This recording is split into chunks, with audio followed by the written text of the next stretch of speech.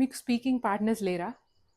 అంటే చాలామంది స్టూడెంట్స్ నా దగ్గరికి వచ్చి మేడం కోచ్, ట్రైనర్ మీరు కాబట్టి 1 హార్ మాతో స్పెండ్ చేస్తారు. తర్వాత how to practice if I don't have anybody to speak around అంటే నా చుట్టుపక్కల ఎవరూ లేనప్పుడు నేను ఎలా ప్రాక్టీస్ చేయాలి అని అడుగుతూ ఉంటారు. Here is the simple trick that I want to share.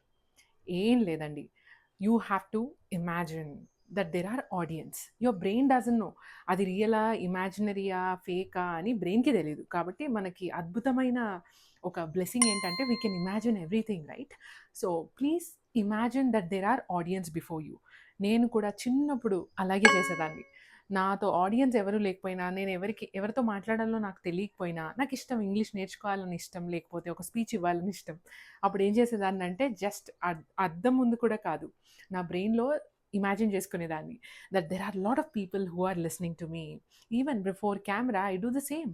ఆ ఎమోషన్‌ని తీసుకురావాలి అంటే మనం ఇమాజిన్ చేసుకోవాలి. సో, ఇమాజిన్ చేస్తూ మాట్లాడండి. That's how you can practice very well. For example tea తాగుతున్నప్పుడు మీ ఫేవరెట్ సినిమా స్టోరీ ఎవరైనా ఉన్నారనుకోని వాళ్ళకి చెప్పండి. బయట నడుస్తున్నప్పుడు మీ రోజు ఇవాళ ఎలా గడిచింది అని ఒక 30 సెకండ్స్ చెప్పండి. ట్రావెల్ చేస్తున్నప్పుడు చుట్టూ కనిపించే విషయాలు ఎన్నో డిస్క్రైబ్ చేయొచ్చు.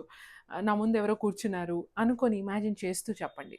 అంటే దట్ డజంట్ మీన్ చుట్టూ ఉన్న వాళ్ళని డిస్టర్బ్ చేయడం కాదు. మీరు ఒంటరిగా ఉన్నప్పుడు లోన్‌లీగా ప్రాక్టీస్ చేద్దాం అన్నప్పుడు ఇలా ఇమాజిన్ చేసుకొని మాట్లాడడం స్టార్ట్ చేస్తే ఫ్లూయెన్సీ కోచింగ్ సెషన్‌లోనే కాదు డైలీ లైఫ్‌లో ప్రాక్టీస్ వల్ల చాలా ఇంప్రూవ్ అవుతుంది communication skill. So, speaking partner కోసం వెయిట్ చేయకండి. స్పీకింగ్ ఆపర్చునిటీస్ మనంతకి మనం క్రియేట్ చేసుకోవాలి. So, this is one of the best practices that will work. Trust me.